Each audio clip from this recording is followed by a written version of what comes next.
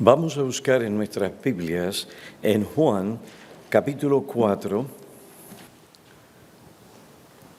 Juan capítulo 4, versículos 19 al 24.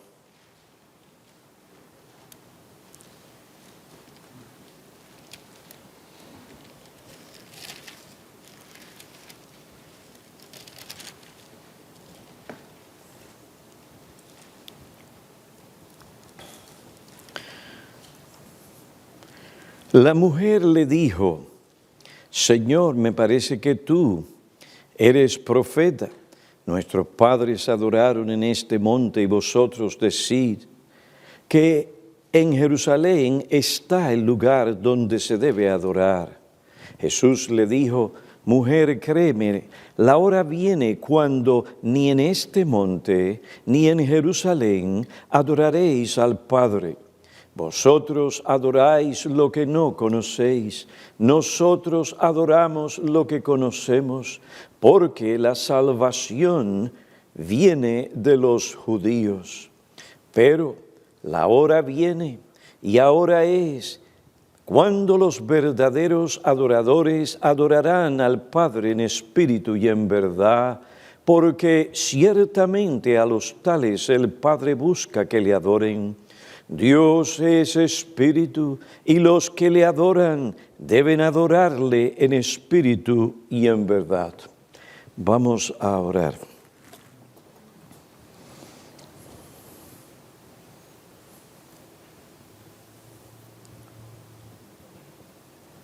Oh Padre, que reinas sobre los cielos, que creaste todas las cosas, que has enviado al Señor Jesucristo para salvarnos del pecado, de la miseria y de las llamas del infierno. Te adoramos en esta tarde. Te suplicamos que tú nos capacites para entender tu palabra. Te suplicamos que podamos conocer algo más de lo que tú enseñas en tu palabra acerca de aquella adoración que tú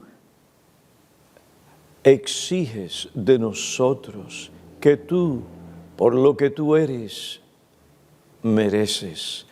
Te suplicamos que seas con tu siervo para que la palabra sea para edificación, para que tu palabra, al ser enseñada, sea para la edificación de los santos.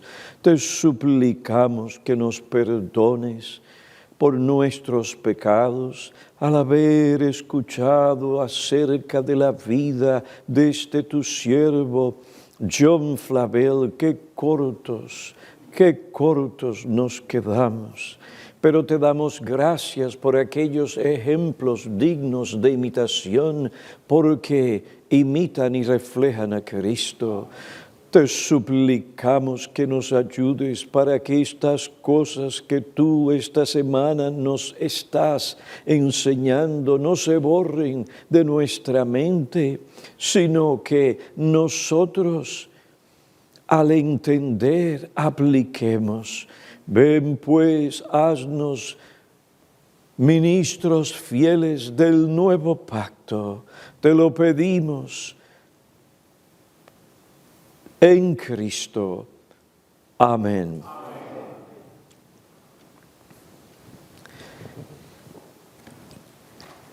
Dios creó al hombre con la capacidad para adorarle. Por esta razón, el hombre tiene la necesidad de adorar a Dios o a alguien o alguna cosa.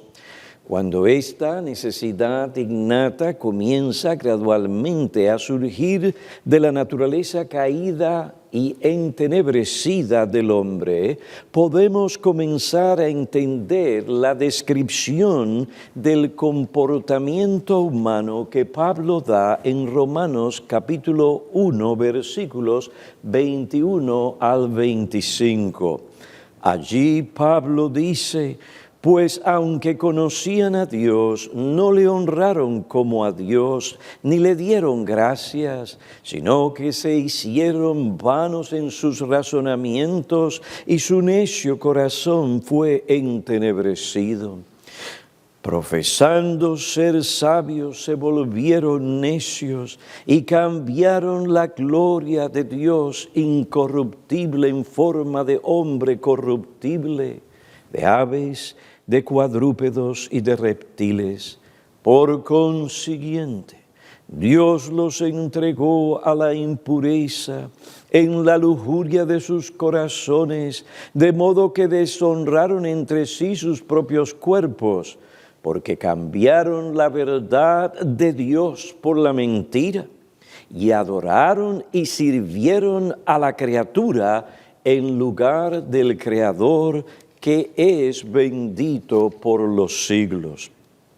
La práctica antigua de cambiar la verdad de Dios por la mentira y de hacer de la criatura el objeto de adoración no es solo una costumbre común entre los paganos, se puede observar también entre aquellos que profesan conocer a Dios. Cuando una iglesia abre las puertas a la mundanalidad, no debe sorprendernos que los principios, las perspectivas e influencia del mundo opuestos a Dios resulten en una religión creada por el hombre y en una teología centrada en el hombre. Tal religión y teología producen un tipo de adoración que con el tiempo corrompe, deteriora y en última instancia elimina cualquier vestigio de adoración teocéntrica que anteriormente existía en esa iglesia. Si permitimos que la mundanalidad y lo que es culturalmente relevante se convierta en el principio regulador de la adoración, nuestra perspectiva de la adoración cambiará, porque estas cosas y su influencia sobre nosotros, sobre nuestra corrupción remanente, nos llevarán a cambiar la verdad de Dios por la mentira y adorar al hombre antes que al Creador. Si esto sucede a los creyentes, se reunirán como iglesia con el pretexto y la ilusión de adorar a Dios, pero realmente estarán adorando al hombre. Dios no será el objeto ni el centro de su adoración, sino el hombre. La adoración de muchos judíos se centraba en el hombre. La teología y religión que ellos crearon, en lugar de llevarles a adorar a Dios, les llevó a adorar en última instancia al hombre. El Señor Jesucristo los reprendió, diciéndoles: mas en vano me rinden culto enseñando como doctrinas preceptos de hombres. Queridos hermanos, lo que Jesús dijo a estos hombres se puede decir hoy de muchas iglesias evangélicas y protestantes que han permitido que la mundanalidad, disfrazada de una inocente sensibilidad cultural, ejerza su influencia sobre ellas. Cuando esto sucede en una iglesia, sus ministros tienen la responsabilidad solemne de mostrar sabiamente a la iglesia en qué se ha desviado de la verdad. Deben mostrar por la Escritura por qué su adoración no honra a Dios y por qué es necesario que la iglesia dé los pasos necesarios para reformar su adoración. Debemos orar por las iglesias que se han desviado de la adoración bíblica y llamarlas a una reforma bíblica. Mientras tanto, nosotros debemos orar para que el Señor nos libre de ese desvío. Dependiendo de su gracia, debemos cuidarnos para que no nos desviemos del patrón bíblico de la adoración. Hay un solo patrón, no es el patrón de tal iglesia o de aquella otra iglesia y los diferentes estilos aquí y allá. Hay un solo patrón y ese patrón es el patrón apostólico establecido por Cristo en su iglesia, el cual se impuso en todo lugar donde los apóstoles proclamaron la verdad de Cristo. Es decir, ellos no ajustaron el modelo o el patrón de adoración a cada lugar en que llegamos, porque tenemos que tener esta sensibilidad por aquí, aquella sensibilidad por allá. No, no es que seamos insensibles. Pero la adoración a Dios es prescrita por Dios. No importa la cultura. Debemos nosotros, en nuestras propias iglesias, ver en qué nosotros nos hemos apartado, en qué nosotros no estamos cumpliendo la voluntad de Dios. Y cuando el Señor, por medio de su palabra y espíritu, comienza a enseñarnos ese aspecto de la adoración o aquella otra práctica de nuestra adoración que no encaja, no va según lo prescrito por Dios, entonces no hay opción. Tenemos que cambiar. Punto.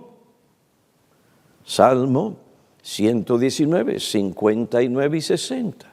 Cuando el salmista se dio cuenta de que él no estaba siguiendo lo que dictaba la ley de Dios, ¿qué él hizo? Bueno, yo me voy a tomar mi tiempo. O bueno, vamos a ver cuál es el mejor tiempo. No, me apresuré. ¿Para qué? Para obedecer las Escrituras. Ciertamente que necesitamos sabiduría, que no podemos de momento nosotros, sin consultar las Escrituras, entregarnos a una obra de reforma. No, las Escrituras no solo son útiles para enseñarnos, sino también son útiles para indicarnos cómo debemos reprender, corregir e instruir, para que podamos sabiamente conducir al pueblo de Dios en ese curso de reforma necesaria, especialmente en lo que respecta a la adoración. Esto no es un asunto que podemos poner a un lado o que podemos ser indiferentes. ¿Por qué? Porque se trata del honor y la gloria de Dios, por un lado, principalmente. En segundo lugar, tú ofendes a Dios. Imagínate que tú puedes esperar de Dios como respuesta a lo que supuestamente ustedes le traen a Dios. No se trata de lo que es contemporáneo o lo que es tradicional. Se trata de lo que dice Dios en su palabra. Pues anteriormente consideramos la naturaleza de la adoración bíblica y otros aspectos de la adoración. Luego mencionamos las cosas que impiden que la iglesia adore a Dios como Él manda en su palabra. Y claro, vuelvo atrás en un momento de reflexión. Hermanos, ¿qué es lo que ustedes quieren? ¿Presentar una iglesia que baile en el Espíritu, según se podría decir, o una iglesia santa, inmaculada, delante de Cristo? ¿Qué tú quieres? Porque según tu adoración, así será tu iglesia. Así será la vida de aquellos que componen la iglesia en la cual tú ministras. Dios no puede ser burlado. Es lo que nosotros sembramos. lo que vamos a cosechar. Pues en fin, después de haber estudiado la naturaleza de la adoración bíblica y otros aspectos de la adoración, y mencionar las cosas que impiden que la iglesia adore a Dios como Él manda, ¿cómo podemos cultivar y conservar la adoración que honra y agrada a Dios? En primer lugar, debemos planificar cuidadosamente el culto de adoración. Debemos planificar cuidadosamente el culto de adoración. En segundo lugar, debemos cerciorarnos de que estamos adorando a Dios como Él manda en su palabra. Debemos planificar cuidadosamente el culto de adoración. El que tiene la responsabilidad de dirigir el culto debe dedicar tiempo para meditar en la palabra de Dios y para orar. Él debe pedir al Señor que le capacite para que pueda preparar un culto que honre a Dios y que sea de edificación para los creyentes. Y para eso siempre tiene que consultar la palabra de Dios y ser guiado por los principios de la misma. Refiriéndose al tema de la adoración, Pablo dijo a la iglesia en Corinto, capítulo 14, versículo 26, que todo se haga para edificación. Versículo 40, que todo, en lo que respecta a la adoración, se haga decentemente y con orden. Dios regula y gobierna su adoración en la iglesia. Esto exige reflexión y planificación y oración. El que ha de dirigir el culto debe pensar en el tema del sermón para seleccionar himnos coherentes con ese tema. Aunque esto es lo ideal, esto no significa que cada himno debería coincidir con el tema en todo su contenido, pero generalmente debería estar relacionado en algún modo con el tema del sermón. Sobre todo, el director del culto tiene que asegurarse que los himnos expresan la verdad que la Biblia enseña y de forma equilibrada. No se dejen arrastrar por este asunto donde viene una frase o una declaración o una oración que expresa lo que es bíblico, pero después salta otra cosa que también es bíblica, pero no tiene una conexión una cosa con la otra. ¿Es así como usted enseña la palabra de Dios? Pues tampoco podemos tener esa clase de himnos o, como le llaman, cánticos, donde una declaración dice una verdad bíblica, pero la otra no va con lo que usted acaba de decir, aunque sea también bíblico. Y la gente simplemente dice, bueno, dice lo que dice la Biblia. Entonces, ¿cómo dice lo que dice la Biblia? ¿Usted quiere enseñar a la gente a pensar de esa manera? El Señor no nos enseña su palabra o la enseñanza de esa manera. Esto es importante, hermanos. Para esto hay teología bíblica.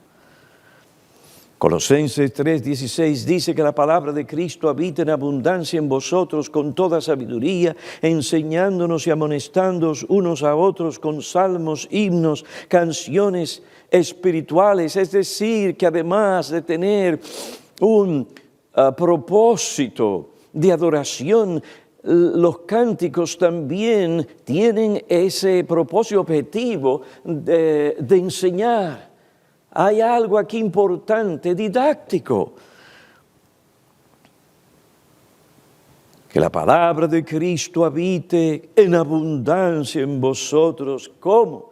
Con toda sabiduría, enseñándonos y amonestándonos unos a otros con qué salmos, himnos y canciones espirituales, cantando a Dios con acción de gracias por medio de Él, a Dios el Padre. Si el sermón dirige nuestra atención al Calvario, entonces los himnos y las oraciones deberían prepararnos para contemplar al Cristo crucificado. Si el tema del sermón es el triunfo de Cristo sobre la muerte, entonces los himnos deberían llevarnos a pensar en su resurrección, ascensión, exaltación o en los beneficios de su muerte. Si la lectura de la Biblia tiene que ver con la vida cristiana, entonces los himnos y las oraciones deben llevarnos a pensar en nuestros privilegios y deberes como hijos de Dios que vivimos bajo el señorío del Señor Jesucristo. Debe haber tiempo para confesión de pecado, para la oración, la lectura consecutiva de la palabra de Dios. Si hemos de cultivar y conservar la adoración que honra y agrada a Dios, no solo tenemos que planificar cuidadosamente el culto de adoración, sino que en segundo lugar tenemos que cerciorarnos de que la adoración a Dios se lleve a cabo solo como Él manda en su palabra. Y claro, el primer punto podría haber sido elaborado más o desarrollado más, pero esto es lo que hay hasta aquí hoy y vamos al segundo punto. Tenemos que cerciorarnos de que la adoración a Dios se lleve a cabo solo como Él manda. Si es así, nuestra preocupación principal no será agradar al hombre o presentar lo que el hombre aprueba, sino lo que Dios ordena. Uno de los pasajes clásicos sobre la adoración está en Juan capítulo 4. Allí encontramos a Jesús conversando con una mujer samaritana. Ese tipo de contacto no era común para los judíos. Mientras Jesús hablaba con esta mujer, Él comenzó sabiamente a evangelizarla, a señalar la vida pecaminosa que ella vivía. Él sabiamente le señaló el pecado para dirigirla al arrepentimiento. Jesús le habló del agua viva que esta mujer tenía que beber para que se convirtiera en una verdadera adoradora de Dios. Jesús le dijo, cuán sabio el Señor, ve y llama a tu marido y ven acá. Él no viene, oye, tú eres una adúltera o tú eres una fornicaria. La sabiduría de nuestro Señor. Jesús le dijo, ve y llama a tu marido y ven acá. Entonces ella le dijo, no tengo marido. Jesús le dijo, ahí viene la flecha. ¿Usted no la siente? Esa le traspasó, mire, el corazón. Bien has dicho, no tengo marido, porque 5 maridos has tenido, y el que ahora tienes, ya le entró el clavo, ahora se lo voy a enterrar, no es tu marido, y en eso has dicho la verdad.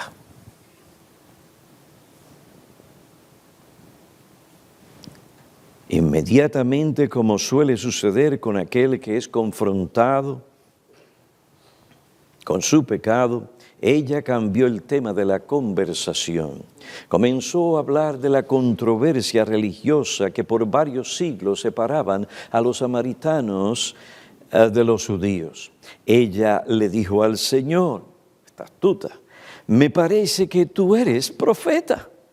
Nuestros padres adoraron en este monte y vosotros decís que en Jerusalén está el lugar donde se debe adorar. De este modo la mujer no solo eludió el tema, sino que también trató de conocer qué pensaba Jesús sobre lo que ella había dicho. Probablemente había un interés sincero por conocer lo que Jesús pensaba sobre estos asuntos religiosos. La respuesta del Señor sobre la inquietud de la mujer samaritana aparece en los versículos 21 al 24.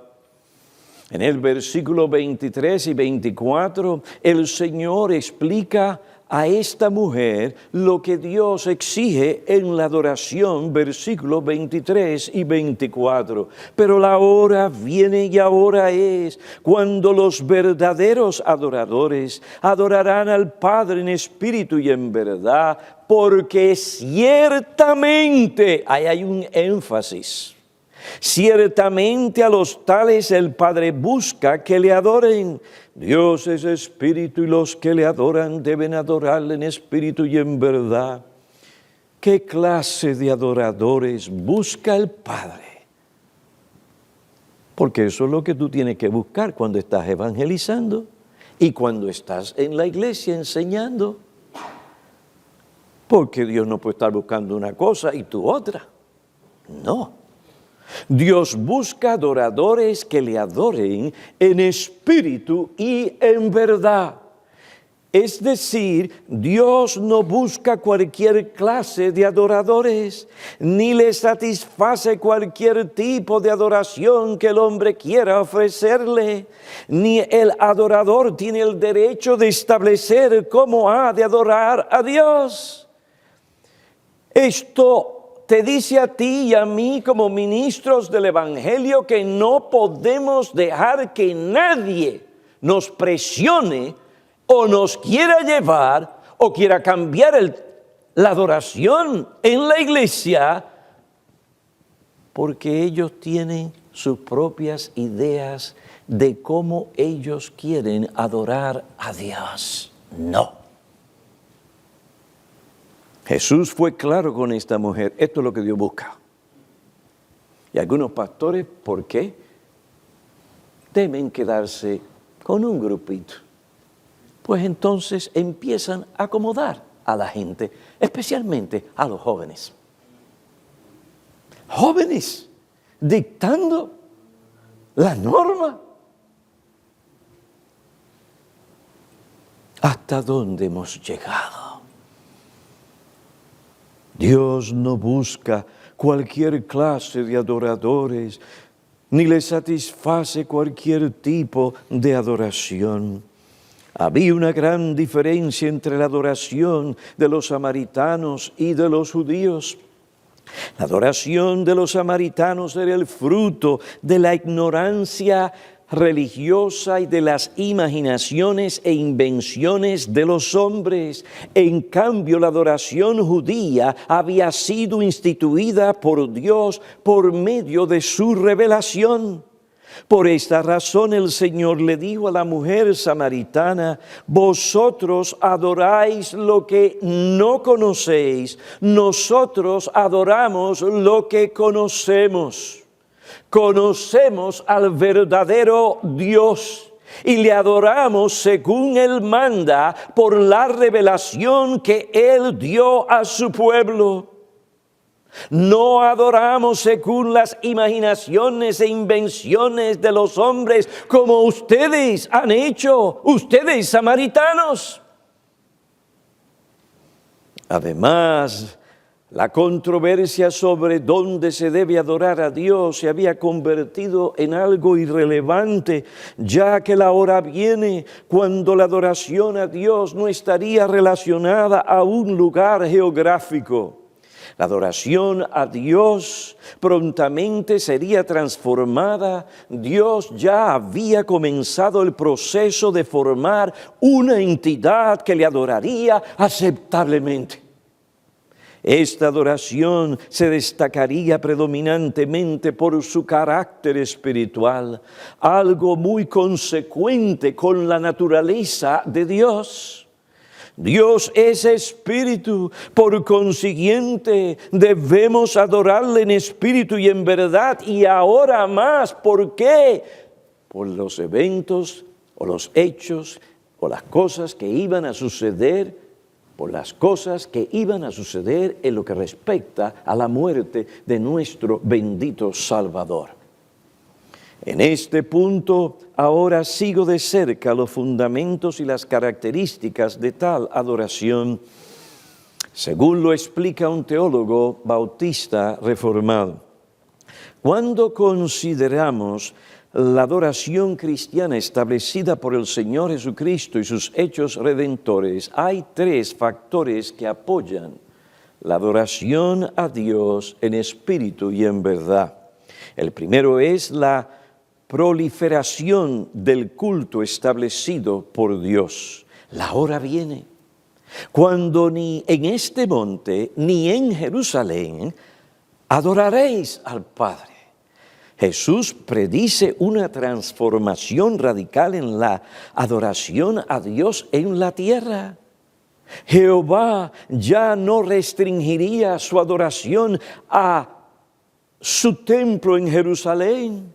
La adoración aceptable a Dios se llevaría a cabo en cualquier parte de la tierra.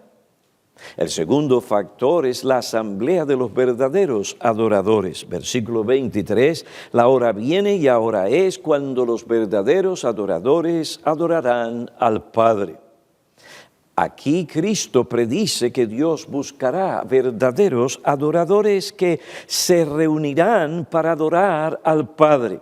Observen, el Padre busca verdaderos adoradores. No se trata solamente de un adorador, sino adoradores, plural. Se trata de una nueva entidad o sociedad compuesta de verdaderos creyentes. No se trata de una mezcla de creyentes y no creyentes como sucedía en la antigua administración bajo el antiguo pacto. Ahora la hora había llegado cuando el Padre buscaría adoradores que le adoren en todas partes de la tierra. Verdaderos adoradores que por la fe adorarán al Padre aceptablemente. Cuando Cristo salva a su pueblo de sus pecados, Él los coloca en una asamblea local de creyentes, lo que el Nuevo Testamento llama iglesia local. El tercer factor es la característica de la adoración. Es una adoración en espíritu y en verdad. Esto no significa que no había adoración genuina durante los tiempos de la antigua administración. Pero ahora se formaría una entidad peculiar en la que cada miembro adoraría a Dios en espíritu y en verdad. Ahora alguien puede decir, sí, pero las iglesias locales tienen personas que se cuelan o se filtran. Muy bien, pero cuando empiezan a enseñar sus uñas, ¿qué es lo que ha provisto Cristo para mantener una asamblea de verdaderos adoradores? La disciplina eclesiástica.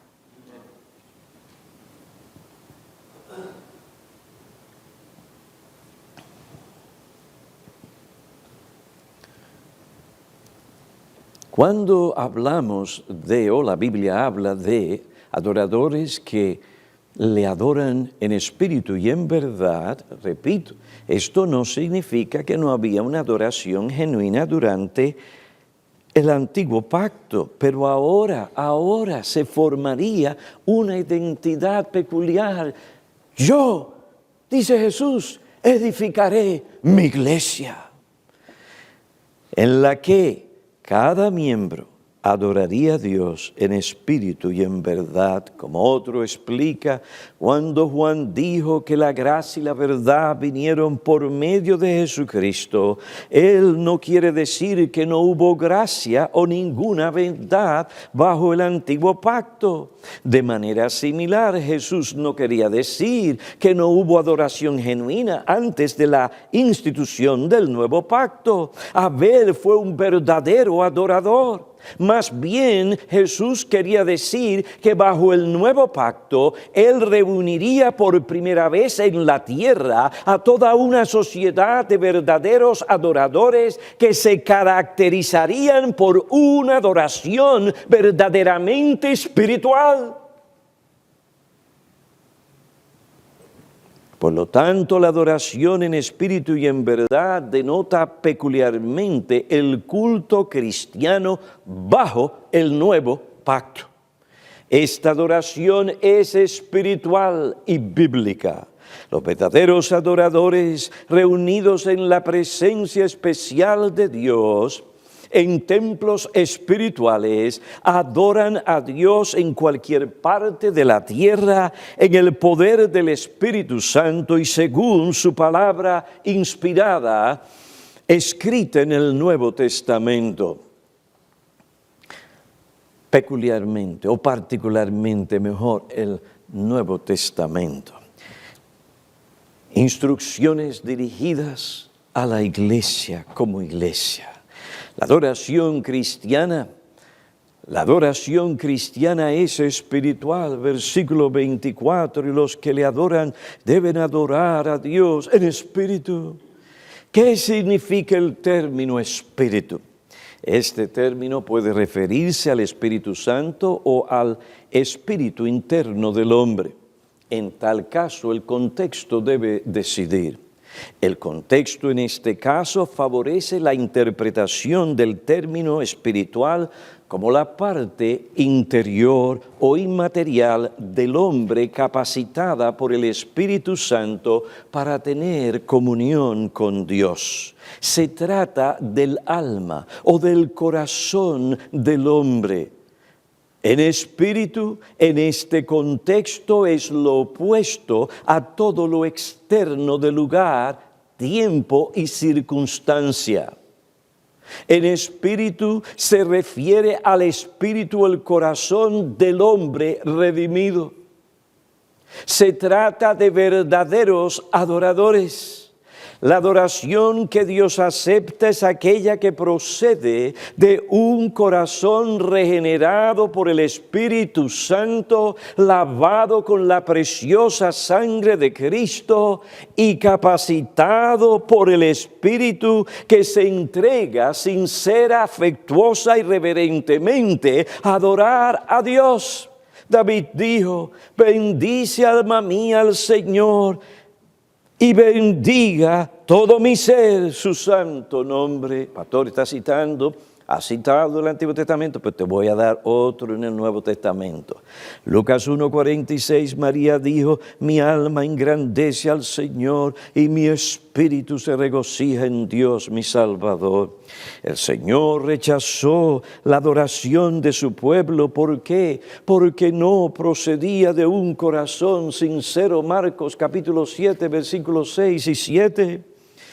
Jesús le dijo a la mujer samaritana que la verdadera adoración a Dios no consiste de uno estar en el lugar correcto, en el momento adecuado, para participar en ceremonias religiosas, sino que consiste de la alabanza y el homenaje que procede de un corazón regenerado, lavado por la sangre de Cristo, que desea sinceramente honrar a Dios. Adorar a Dios en espíritu es adorarle con un corazón redimido, creyente y sumiso. Es adorarle con un corazón contrito y humillado, con un corazón agradecido que alaba a Dios por su grandeza, gracia y bondad, y como esa gracia se ha manifestado en la plenitud de lo que Cristo es y de lo que Cristo hizo.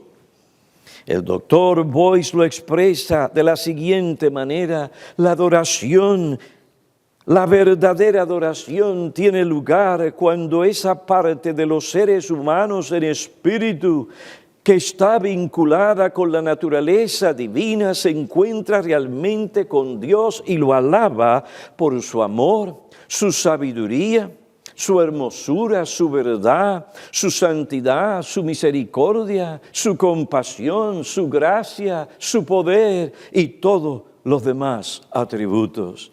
La adoración a Dios no solo requiere la participación de todo el corazón del creyente, sino que sea conforme y en completa armonía con la verdad. Según esta se revela en la palabra de Dios. Esto significa que la verdadera adoración ha sido prescrita y ordenada por Dios y que no tenemos autoridad ni la libertad para incluir en el culto a Dios ninguna cosa que Él no ha ordenado en su palabra. Esto es lo que se conoce como el principio regulador del culto o de la adoración. Williamson lo expresa de la siguiente manera: lo que se manda es correcto y lo que no se manda es erróneo. El principio regulativo propone que la Biblia da instrucciones específicas para conducir el culto congregacional y que ninguna iglesia debe agregar nada a esas instrucciones. Pablo dio instrucciones específicas a las iglesias en Corinto y Colosas sobre la sustancia y el orden del culto. Primera a los Corintios, en el capítulo 14, en el capítulo 11, Colosenses capítulo 2, versículo 8, 16 y 23. En sus cartas él da instrucciones sobre los elementos que deben ser parte de la adoración, como la lectura bíblica de la palabra. 1 Timoteo 4:13. He aquí un individuo que se encuentra dirigiendo una iglesia, está pastoreándola. Sí, es delegado representante del apóstol, pero lo que estaba haciendo allí era pastorear aquella congregación. Y Pablo le dice que diera tiempo para la lectura bíblica de la palabra, que la predique. 2 Timoteo 4:2, el cántico de salmos e himnos, eso es otro elemento. Efesios 5:19, Colosenses 3:16, la oración, 1 Timoteo 2:1, Hechos capítulo 2, versículo 42. Las ofrendas, 1 Corintios capítulo 16, versículo 1 y 2, las ordenanzas del bautismo y de la cena del Señor. Hechos capítulo 2, 1 Corintios capítulo 11, el amén bíblico, 1 Corintios capítulo 14, versículo 16. La sustancia de la adoración debe ser prescrita por las Santas Escrituras. Se dice, pero ¿por qué tanto énfasis? Hay que subrayar tal cosa. Hay que dar ese énfasis, porque la tendencia del corazón nuestro, hermanos, es a querer adorar a Dios a nuestra manera.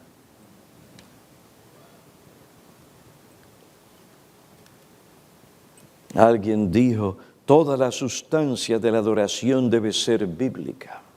Esto no significa que solo se puedan usar las palabras de la Biblia, sino que todo lo que se hace y se dice en la adoración está de acuerdo con la sana teología bíblica. El contenido de cada componente debe transmitir la verdad de Dios como se revela en su palabra. Al insistir en el principio regulador, reconocemos, como lo hace la confesión de fe, que hay algunas circunstancias tocante a la adoración de Dios y al gobierno de la Iglesia comunes a las acciones y sociedades humanas que han de determinarse conforme a la luz de la naturaleza y de la prudencia cristiana según las normas generales de la palabra de Dios que han de guardarse siempre.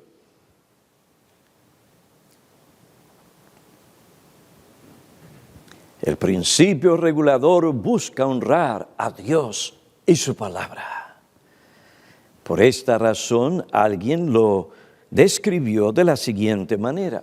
El principio regulador mantiene el enfoque en la adoración centrado en Dios. Mantiene el enfoque en la adoración centrado en Dios. en lugar de la actividad que trae placer al hombre. Elimina eficazmente la mundanalidad o los elementos con raíces paganas llamados, entre comillas, estilos cristianos. La Biblia y no la opinión popular es la fuente de consulta a la que nos dirige este principio a fin de obtener la respuesta definitiva y autoritativa para tratar los asuntos de la iglesia y de la adoración. El principio regulador de la adoración nos llama a asegurarnos que cualquier cosa que se aparte de la adoración sea lo que Dios ordena en su palabra. Esto significa que si alguien nos pregunta por qué ustedes recogen las ofrendas en el culto de adoración el domingo, o cuál es el fundamento bíblico para esta práctica, nosotros iremos a la Biblia para mostrar por la Biblia que eso es lo que Cristo quiere que practiquemos en el culto. Recolectamos las ofrendas en el culto del primer día de la semana, porque Pablo en su primera epístola a los Corintios, capítulo 12, versículo 2, dice que en el primer día de la semana, cada uno de vosotros aparte y guarde según haya prosperado, para que cuando yo vaya no recojan entonces las ofrendas. ¿Por qué nos reunimos el primer día de la semana? Porque este es el ejemplo y la práctica establecida por los apóstoles en la Biblia. Primero a los Corintios, capítulo 16, 2, Hechos 20, versículo 7, Apocalipsis 1, versículo 10. Si alguien pregunta por qué se ora en los cultos o se dedica un buen tiempo a la oración, oramos en los cultos porque Pablo da instrucciones específicas en su primera epístola a Timoteo sobre la conducta de la iglesia. Y parte de esta epístola tiene que ver con la adoración en la iglesia. Él manda a que se hagan oraciones y ruegos en la iglesia. Quiero que en todo lugar los hombres oren levantando manos santas, y esa expresión todo lugar particularmente tiene que ver con la iglesia. En fin, es nuestro deber mostrar por las Escrituras que lo que hacemos en el culto es lo que Dios manda. Si nos atrevemos a presentar algo que Dios no ha ordenado, entonces estaremos ofreciendo a Dios un fuego extraño que Él no autorizó. Y así como Nadab y Abiú fueron castigados por haber ofrecido un fuego extraño que Dios no había mandado, así también nosotros seremos disciplinados por Él si ofrecemos un fuego extraño, ofrenda o práctica que Dios no ordenó. Primera a los Corintios, capítulo 11. Hermanos, allí, ¿de qué habla Pablo?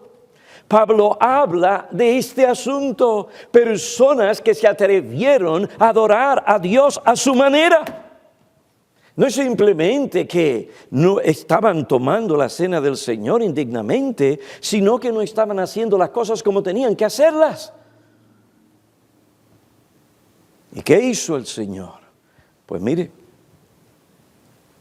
recordémonos de la iglesia en Corinto, porque Pablo dice, por eso entre ustedes hay gente enferma, débil.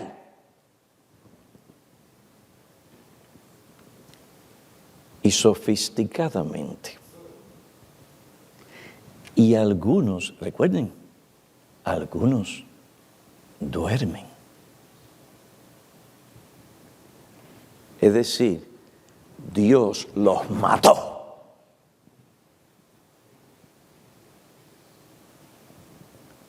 Sí, yo sé que 1 Corintios capítulo 11, cuando habla de enfermedad y debilidad, pues enfermedad en lo que respecta al cuerpo, debilidad muy probablemente en lo que respecta a lo físico. ¿Ah? Pero hermanos, hago la pregunta, ¿será la debilidad de nuestros miembros en la iglesia? Porque nosotros no estamos ofreciendo a Dios lo que Él pide y demanda de nosotros. Hay una flojera y una debilidad entre hombres en la iglesia que debieran ser hombres y actuar como hombres. Usted le pide, oye, ¿quieres hacer esto? Ay, pastor, ay, yo me siento así. Ay, tienen excusas para todo.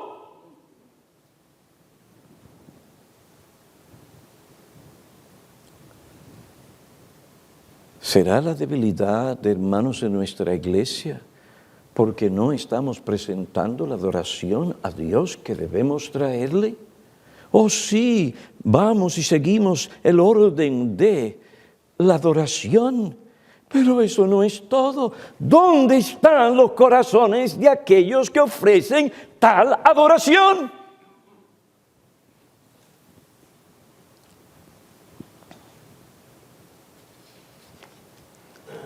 Oh hermanos, deberíamos, muchos de nosotros y mucha de nuestra gente, ser soldados, fuertes y valientes en nuestras iglesias.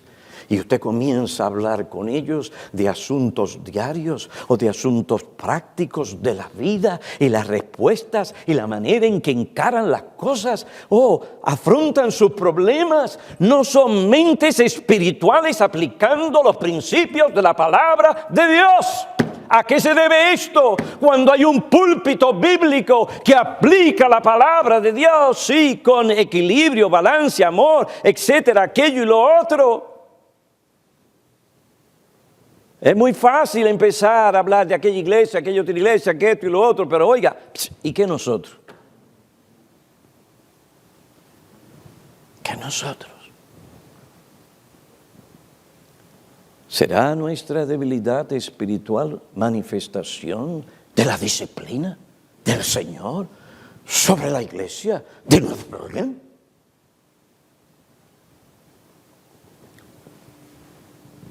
La iglesia hoy debe recuperar o reformar el contenido de su adoración. Esto nos llama a planificar cuidadosamente el culto a Dios y asegurarnos que el contenido de la adoración consiste solamente de lo que Dios ordena en su palabra. Ahora bien, si el fin principal del principio regulador y de los elementos del culto es dirigir la atención del adorador de sí mismo a Dios, es importante preguntar si esto es lo que hace nuestra música cuando cantamos o se usan instrumentos musicales en el culto. ¿Dirige la música o los cánticos nuestros pensamientos a Dios? ¿Nos recuerda algo acerca de Él? ¿Nos anima a alabarle por lo que Él es? ¿Nos recuerda de las grandes obras de Dios a favor de nuestra salvación? ¿Evoca un sentido de gratitud por lo que Dios ha hecho? ¿O evoca meramente una alegría temporal o carnal? Me temo que mucha de la música cae bajo esta categoría. Mucho de lo que supuestamente se ofrece al Señor es realmente fuego extraño. No estoy en contra del acompañamiento musical en la iglesia, pero existe el peligro que una iglesia local posea tal acompañamiento que provoque en la congregación una sensación engañosa de sensibilidad espiritual. Cuando se trata más bien de una experiencia puramente estética e incluso carnal. No debe sorprendernos que la gente, después de haber tenido una fabulosa experiencia mientras cantaban y se reían, salgan de los cultos diciendo, ¡qué culto maravilloso! Esto no significa necesariamente que sus corazones y vidas fueron transformados y que realmente tuvieron una verdadera, santificadora comunión con Dios.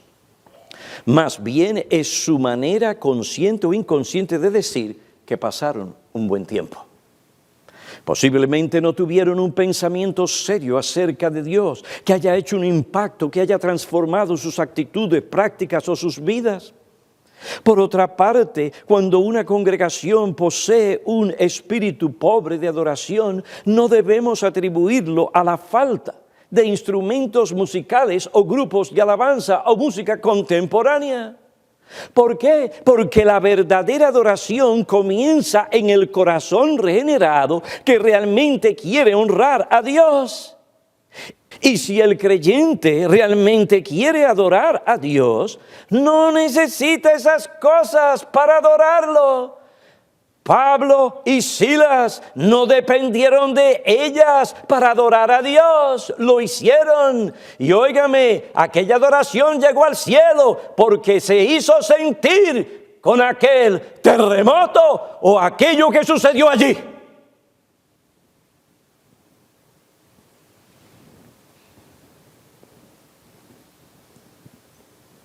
Como a la medianoche, Pablo y Silas oraban y cantaban himnos a Dios.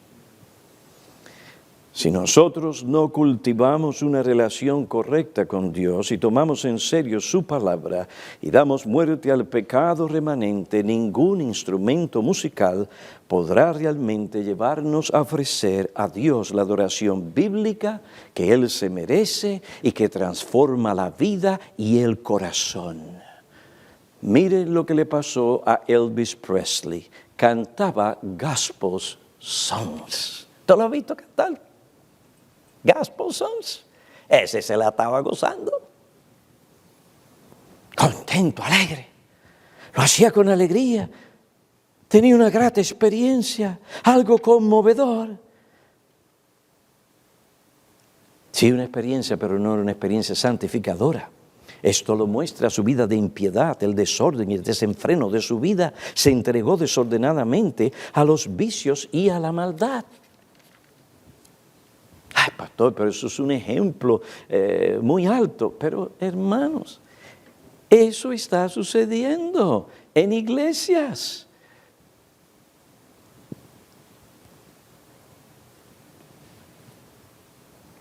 ¿Qué es lo que tú quieres presentar a Cristo?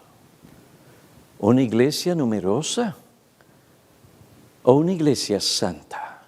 Queremos números para Cristo. Pero ¿qué clase de iglesia es la que el Señor te ha llamado a edificar? Asegúrate que estás edificando sobre el fundamento. Hay un fundamento, Cristo y su verdad.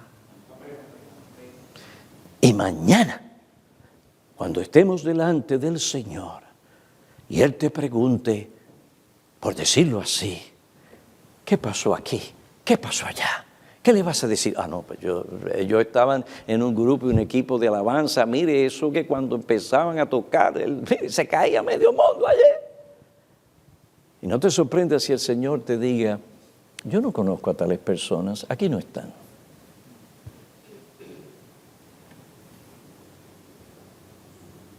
Hermanos, debemos estar preocupados cuando nuestra experiencia de adoración personal o congregacional no produce frutos de justicia y santidad.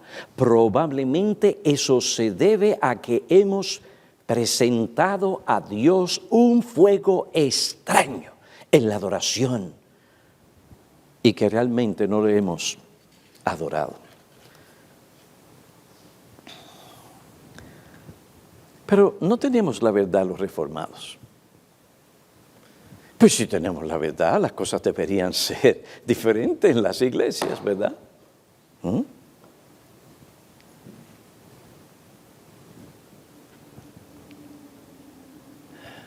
Queridos hermanos, en parte, no completamente, pero en parte, puede ser que eso se debe a que no estamos realmente adorando a Dios. Ninguna persona que adora a Dios como Él manda en su palabra saldrá vacío del culto o sin haber recibido la bendición de Dios, si se acerca como Dios manda en su palabra. Lo que debe elevar nuestros afectos en la adoración congregacional es la gloriosa presencia de Dios, no un mero deleite musical. Salmo 27:4, una cosa he pedido al Señor, esa buscaré, que habite yo en la casa del Señor todos los días de mi vida. ¿Para qué? Para contemplar la hermosura del Señor y para meditar en su templo. Ante el peligro de esa experiencia engañosa de sensibilidad espiritual, nosotros, los pastores y líderes de la iglesia, debemos proteger a nuestro rebaño de esa plataforma y de ese ambiente que promueve o fomenta ese tipo de experiencia. Dios nos llama como pastores a velar por nuestras ovejas y a conducirlas hacia esos pastos sanos de enseñanza bíblica que le darán el conocimiento y discernimiento espiritual para servir a Dios, honrarle, para rechazar tal experiencia y tales cultos. Por esta razón tenemos que mantener en el culto un ambiente y adoración centrado en Dios, en el que Él es glorificado y las ovejas son expuestas a la verdad que santifica el alma y las lleva a tener comunión, una comunión real, vigorosa, creciente y edificante con Dios. Por otra parte, si exponemos a nuestras ovejas a ese ambiente que fabrica o promueve ese tipo de experiencia estética y carnal, esa sensibilidad engañosa, estaremos derrumbando lo que edificamos mediante la enseñanza y la predicación de la palabra de Dios y el ministerio pastoral.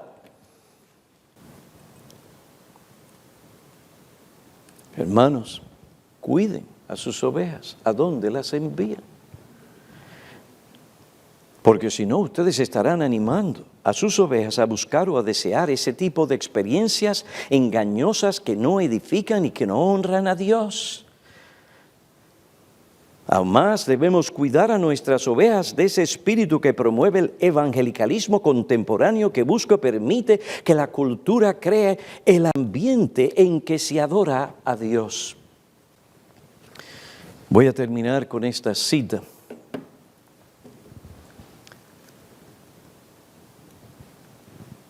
No son solo los líderes pastorales de la iglesia emergente los que han cedido a la sed cultural de lo contemporáneo.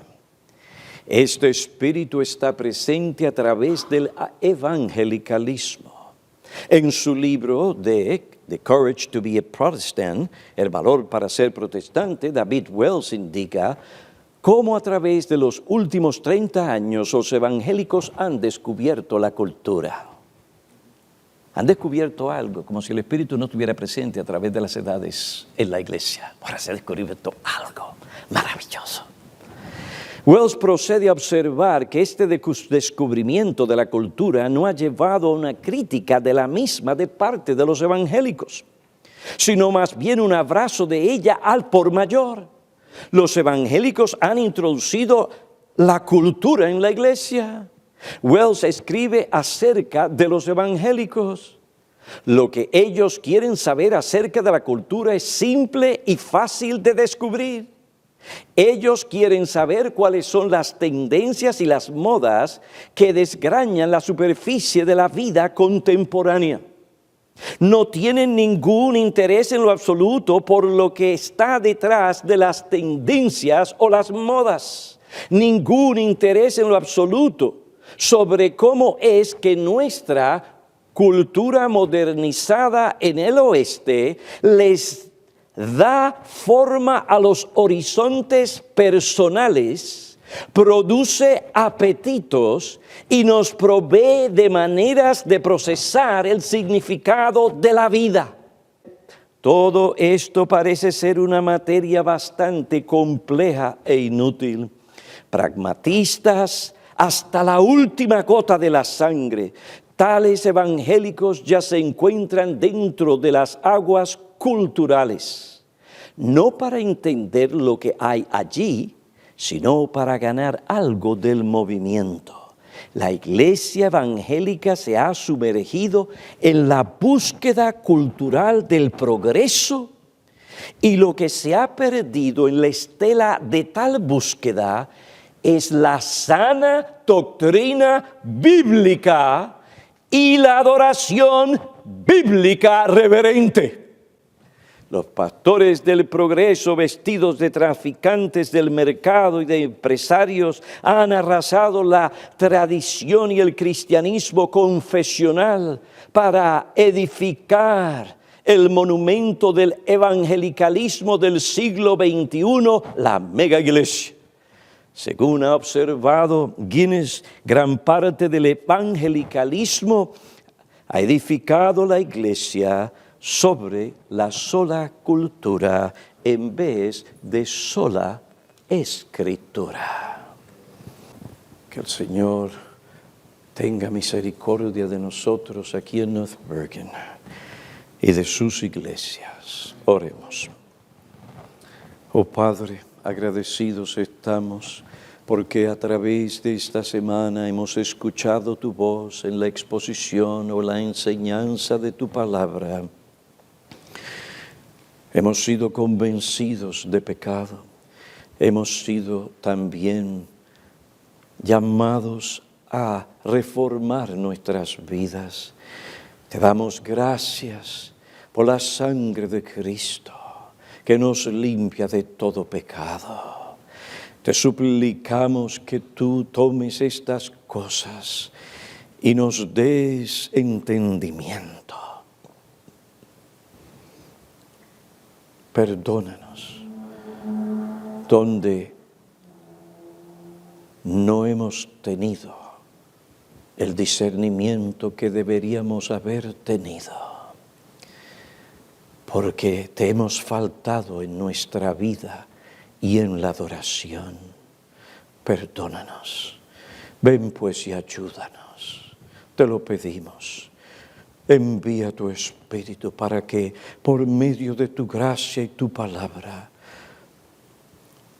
se presente una adoración bíblica que sea de tu agrado y según tu voluntad, y que tú te acerques a seguir dándonos todo lo que necesitamos para esta vida y la vida venidera.